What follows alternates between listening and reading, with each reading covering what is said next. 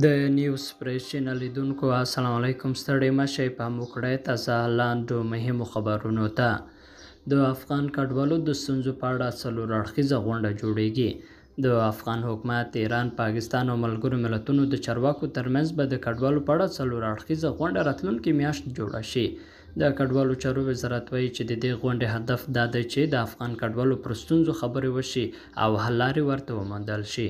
د دې غونډې په اړه پریکړه په داسې حال کې شوې چې په ایران کې له افغان کډوالو سره د زور زیاتي د تورونو په عکس العمل کې د افغانستان په څو ولایتونو کې لاریونونه وشول. د کډوالو چارو وزارت وایي د ملګرو ملتونو د کډوالو د لوی کمشنر افغانستان، ایران او پاکستان د استازو په غونډه کې به په ګاونډیو هیوادونو کې د افغان کډوالو د ستونزو د پای ته رسیدو پر لارو چارو او د یوه داسې میکانیزم د موندلو پر لارو خبرې وشي چې په دغو هیوادونو کې له سافته او اسنادو پرته اوسي. په وروستیو ورځو کې په ایران کې له افغان کډوالو سره د بد د چلند له کبله د بښنې نړیوال سازمان د افغان کډوالو پر وضعیت اندېښنه ښودلې ده. او فلیپو ګراندي وایي پر اوکراین د جګړې له امله افغانستان باید هیر نشي. د ملګرو ملتونو د کډوالو عالی کمشنر ویلي د اوکراین د کډوالۍ کړکېچ له کبله باید په افغانستان کې ناوړه بشري وضعیت او اقتصادي پیاوړتیا هیره نشي.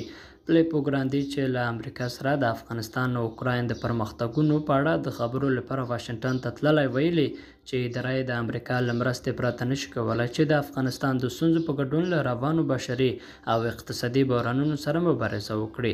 په افغانستان کې ناوړه بشري وضعیت او کډوالۍ او د غرض په اوکراین کې روان کړکېچ د ملګرو ملتونو د کډوالو عالی کمشنر اړ کړ چې واشنګټن ته سفر وکړي. نوموړي پر نړیواله ټولنې غږ کړی چې د افغانستان د اقتصاد د پیاوړتیا او پکې د بشري ناورین د مخنیوي لپاره خپل بشري هڅې روانې وساتي.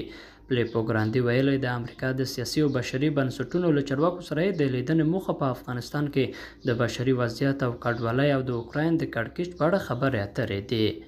درنو لیدونکو له غوږ نیونه مو مننه.